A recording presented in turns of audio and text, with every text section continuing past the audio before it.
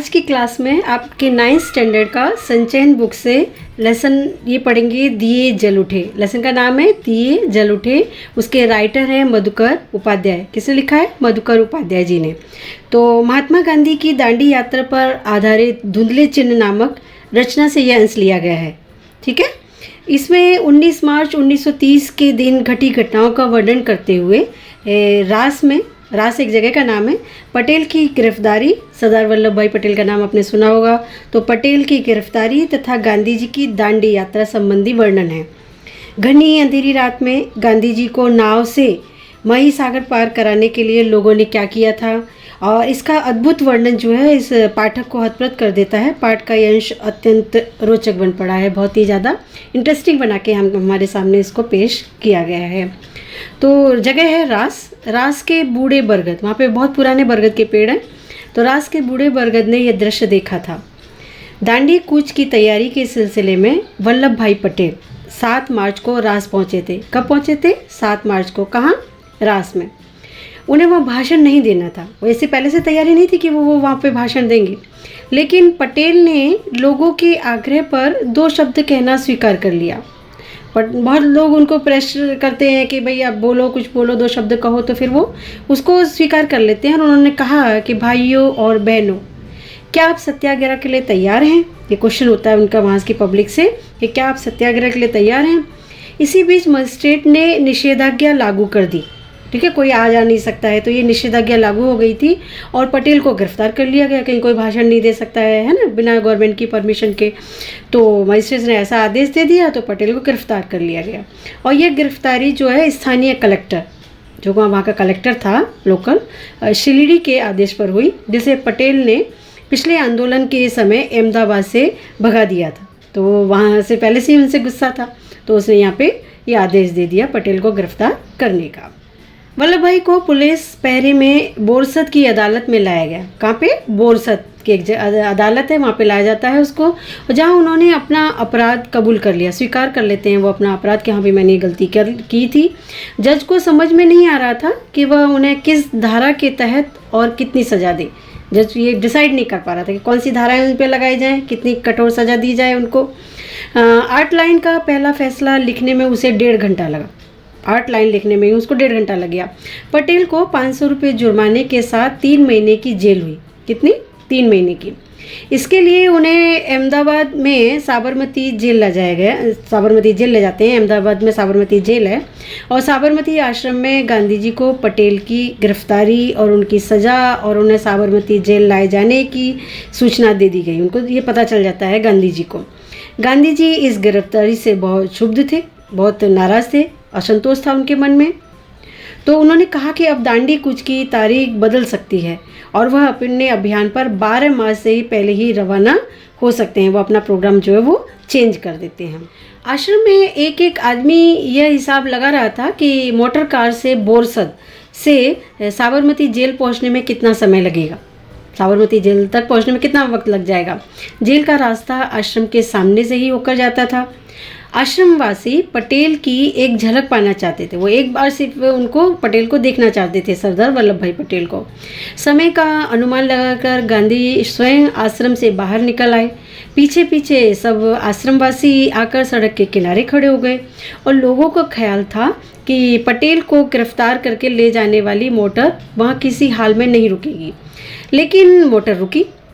लगता है पटेल का रौब ही था कि मोटर वालों को मोटर रोकनी पड़ी, मतलब इनका इन्फ्लुएंस था इतना कि मोटर रुक गई, पुलिस वालों ने रोक दी। गांधी और पटेल सड़क पर ही मिले, दोनों मिलते हैं रोड पे ही। एक संक्षिप्त मतलब छोटी सी मुलाकात। पटेल ने कार में बैठते हुए आश्रम वासियों और गांधी जी से कहा, मैं चलता हूँ, अब आपकी बारी है, मतलब मैं तो जेल में जा ही रहा हूँ, अब आपका नंबर भी आने वाला है। पटेल की गिरफ्तारी पर देश भर में प्रतिक्रिया हुई, लोगों की प्रतिक्रिया आई। दिल्ली में मदन मोहन मालवीय ने केंद्रीय असेंबली में एक प्रस्ताव पेश किया। केंद्रीय असेंबली में वो एक प्रस्ताव लेकर आते हैं जिसमें बिना मुकदमा चलाए पटेल को जेल भेजने के सरकारी कदम की भर्त्सना की गई, उसकी आलोचना की जाती है कि ये गलत कदम उठाया है सरकार ने, उनको जेल में भेज दिया है। प्रस्ताव पारित हुआ। पारित नहीं हो सका। इस प्रस्ताव पर कई नेताओं ने अपनी राय सदन में रखी। मोहम्मद अली जिन्ना ने कहा कि सरदार वल्लभ भाई पटेल की गिरफ्तारी अभिव्यक्ति की स्वतंत्रता के सिद्धांत पर हमला है कि कोई भी आदमी अपने विचार व्यक्त नहीं कर सकता है क्या। भारत सरकार एक ऐसी नाजीर पेश कर रही है, एक ऐसा उदाहरण पेश कर रही है जिसका गंभीर परिणाम होगा। गवर्नमेंट को जो है वो इसका परिणाम भुगतना पड़ेगा। गांधी की राज पहुंचने के समय वह कानून लागू था जिसके तहत पटेल को गिरफ्तार किया गया था। सत्याग्रही ने अपनी ओर से तैयारी पूरी कर ली थी। अब्बास तैयब जी वहां पहुंच चुके थे। गांधी जी की गिरफ्तारी की स्थिति में कूच की अगुवाई कर सके। बोरसद से निकलने के बाद लगभग सभी आश्वस्त थे कि अब गांधी को जलालपुर पहुंचने तक नहीं पकड़ा जाएगा, लेकिन तैयारी में कोई कमी नहीं रखी गई थी। रास में गांधी जी का भव्य स्वागत हुआ, बहुत शानदार स्वागत होता है वहाँ पे। दरबार समुदाय के लोग इसमें सबसे आगे थे। दरबार गोपालदास और रविशंकर महाराज वहाँ मौजूद थे और गांधी ने अपने भाषण में दरबारों का खासतौर पर उल्लेख किया था। कुछ दरबार रास में रहते हैं, पर उनकी मुख्य बस्ती कनकापुरा और उससे सटे गांव देवण में है। कहाँ पे है? कनकापुरा में है और उसके लगा हुआ गांव है देवण में है। और दरबार लोग रियासतदार होते थे, वो जमींदार वगैरह होते थे, उनकी साहबी थी, वो लोग बड़े लोग थे, मतलब ऐशो आराम की ज़िंदगी थी उन लोगों की। एक तरह का राजपाट था। दरबार सब कुछ छोड़कर यहाँ आकर बस गए। गांधी ने कहा कि इनसे आप त्याग और हिम्मत सीखें। इन लोगों से आपको सीखना चाहिए कि त्याग क्या चीज़ होती है और किस तरह से अपने आप को स्ट्रॉन्ग रखा जा सकता है। अखिल भारतीय कांग्रेस कमेटी की बैठक 21 मार्च को साबरमती के तट पर होने वाली थी। जवाहरलाल नेहरू इस बैठक से पहले गांधी से मिलना चाहते थे और उन्होंने संदेश भिजवाया, जिसके जवाब में गांधी ने रास में अपनी जनसभा से पहले एक पत्र लिखा और कहा कि उन तक पहुंचना कठिन है, तुमको पूरी एक रात का जागरण करना पड़ेगा। गांधी जी कहते हैं तुम सबको जो है एक रात पूरी रात जगना पड़ेगा। अगर कल रात से पहले वापस लौटना चाहते हो तो इससे बचा भी नहीं जा सकता। मैं उस समय जहाँ भी रहूँगा, मैं जहाँ कहीं भी रहूँ, संदेशवाहक मतलब मैसेंजर जो है तुमको वहाँ तक ले जाएगा। इस प्रयाण की कठिनतम घड़ी में तुम मुझसे मिल रहे हो, इतना मुश्किल वक्त हमारा चल रहा है, उस वक्त में तुम मुझसे आके मिल रहे हो और तुमको रात के लगभग 2 बजे जाने परखे मछुआरों के कंधों पर बैठकर एक धारा पार करनी पड़ेगी। जाने पहचाने मछुआरे हैं, वो रात को 2 बजे तुम्हें पार करवा देंगे एक धारा को। मैं राष्ट्र के प्रमुख सेवक के लिए भी प्रयाण में जरा भी विराम नहीं ले सकता। मैं जरा भी देर यहाँ पे यात्रा अपनी रोक नहीं सकता। वल्लभ भाई की गिरफ्तारी के कारण राज में आम लोगों की भी सरकार के खिलाफ प्रतिक्रिया स्वाभाविक थी। वल्लभ भाई को गिरफ्तार कर लिया गया था राज में, तो लोग विद्रोह कर रहे थे। गांधी जी की जनसभा से पहले ही गांव के सभी पुश्तैनी जो पीढ़ियों से चले आ रहे हैं, पीढ़ियों से वहाँ पे रह रहे हैं, मुखिया और पटेल उन्हें अपना इस्तीफा सौंप गए। गांधी ने दांडी कूच शुरू होने से पहले ये निश्चय कर लिया था कि वो अपनी यात्रा ब्रिटिश आधिपत्य मतलब प्रभुत्व जो अपनी मनमानी कर रहे हैं आधिपत्य वाले भूभाग से ही करेंगे, जहाँ पे अंग्रेज जो है लोगों को परेशान ज़्यादा कर रहे हैं, मैं वहीं से अपनी दांडी यात्रा जो वो शुरू करूँगा। किसी राजघराने के इलाके में नहीं जाएंगे, लेकिन इस यात्रा में उन्हें थोड़ी देर के लिए बड़ौदा रियासत से गुजरना पड़ा। ऐसा न करने पर यात्रा करीब 20 किलोमीटर लंबी हो जाती और इसका असर यात्रा कार्यक्रम पर भी पड़ता। सत्याग्रही गाजी बाजे के साथ, पूरे बैंड बाजे के साथ रास में दाखिल हुए। वहाँ गांधी जी को एक धर्मशाला में ठहराया गया, जबकि बाकी सत्याग्रही तंबुओं में रुके। वहाँ पे गांधी जी वो धर्मशाला में रुकते हैं और जो उनके सहयोगी हैं वो तंबू लगाए गए, टेंट लगाए गए, उनमें रुकते हैं। रास की आबादी करीब 3000 थी, लेकिन उनकी जनसभा में 20,000 से ज़्यादा लोग थे। कितने? 20,000 से भी ज़्यादा। अपने भाषण में गांधी ने पटेल की गिरफ्तारी का जिक्र करते हुए कहा कि सरदार को यह सज़ा आपकी सेवा के पुरस्कार के रूप में मिली है। सरदार ने आपकी सेवा की है, वो आपके साथ खड़े रहे हैं, इसके लिए उनको गिरफ्तार कर लिया गया है। और उन्होंने सरकारी नौकरियों से इस्तीफे का उल्लेख किया और कहा कि कुछ मुखी और तलाटी गंदगी पर मक्खी की तरह चिपके हुए हैं। कुछ लोग जो हैं वो पद के प्रलोभन में उसको छोड़ नहीं रहे हैं और हमारे साथ में, हमारे होते हुए भी हमारे साथ में अन्याय कर रहे हैं। उन्हें भी अपनी निजी तुच्छ स्वार्थ भूलकर इस्तीफ़ा दे देना चाहिए। जो इंडियन हैं उनको भी रिज़ाइन कर देना चाहिए ऊंचे पदों से। उन्होंने कहा कि आप लोग कब तक गाँवों को चूसने में अपना योगदान देते रहेंगे, अपने ही लोगों का कब तक खून चूसते रहेंगे। सरकार ने जो लूट मचा रखी है उसकी ओर भी क्या अभी तक आपकी आंखें खुली नहीं है? क्या आपका ध्यान इस ओर नहीं गया है कि अंग्रेज जो है हमको लूट के लेके जा रहे हैं? गांधी ने रास में भी राजद्रोह की बात पर जोर दिया और कहा कि उनकी गिरफ्तारी अच्छी बात होगी। सरकार को खुली चुनौती देते हुए उन्होंने कहा, गांधी जी ने कहा कि अब फिर बादल घिराए या कहो सही मौका सामने है। अगर सरकार मुझे गिरफ्तार करती है तो यह एक अच्छी बात है। अगर सरकार मुझे गिरफ्तार कर लेगी तो बहुत बढ़िया बात हो जाएगी। मुझे 3 माह की सज़ा होगी तो सरकार को लज्जा आएगी, सरकार शर्मिंदा हो जाएगी। मुझे 3 महीने की जेल हो गई तो राजद्रोही को तो काला पानी, देश निकाला या फांसी की सज़ा हो सकती है। और मुझ जैसे लोग अगर राजद्रोही होना अपना धर्म माने तो उन्हें क्या सज़ा मिलनी चाहिए? तो गवर्नमेंट हमको क्या सज़ा देगी? सत्याग्रही शाम 6 बजे रात से चले और 8 बजे कनकापुर पहुँचे। कितने बजे? 6 बजे रात से चलते हैं और 8 बजे कनकापुर पहुंच जाते हैं। उस समय लोग यात्रा से कुछ थके हुए थे, कुछ थकान इस आशंका से थी कि मही नदी कब और कैसे पार करेंगे। चिंता भी थी उन्हें कि मही नदी को हम लोग कैसे पार कर पाएंगे। नदी के किनारे पहुंचते ही समुद्र की ओर से आने वाली ठंडी बयार मतलब हवा ने सत्याग्रहियों का स्वागत किया। ठंडी हवा समुद्र के किनारे से आ रही थी और कनकापुर में 105 साल की एक बूढ़ी महिला ने गांधी जी के माथे पर तिलक लगाया और कहा, महात्मा जी स्वराज्य लेकर जल्दी वापस आना। कितने साल की थी? 105 साल की बूढ़ी औरत ने गांधी जी को तिलक लगा के ये इच्छा प्रकट की थी कि महात्मा जी स्वराज्य लेकर जल्दी आना। गांधी जी ने कहा कि मैं स्वराज्य लिए बिना नहीं लौटूंगा। गांधी की जनसभा का निर्धारित समय 8 बजे था, लेकिन कनकापुर पहुंचने में हुई देरी के कारण उसे 1 घंटे के लिए स्थगित कर दिया गया। जनसभा में गांधी जी ने ब्रितानी कुशासन का जिक्र किया, ब्रिटिश का किस तरह से वो हम लोग को परेशान कर रहे हैं। उन्होंने कहा कि इस राज में रंक से राजा तक सब दुखी हैं, राजा हो या रंक सब दुखी हैं। राजे महाराजे जैसे सरकार नचाती है, नाचने को तैयार है। ये राक्षसी राज है और इसका संहार मतलब इसका नाश, इसका विनाश करना चाहिए। और रास्ते में रेतीली सड़कों के कारण यह प्रस्ताव किया गया कि गांधी जी जो है थोड़ी यात्रा कार से कर लें, थोड़ी यात्रा जो है कार से भी कर लें। गांधी जी ने इससे साफ इनकार कर दिया। उनका कहना था कि यह उनके जीवन की आखिरी यात्रा है और ऐसी यात्रा में निकलने वाला वाहन का प्रयोग नहीं करता। ये पुरानी रीति है। धर्म यात्रा में हवाई जहाज़, मोटर या बैलगाड़ी में बैठकर जाने वाले को लाभ नहीं मिलता।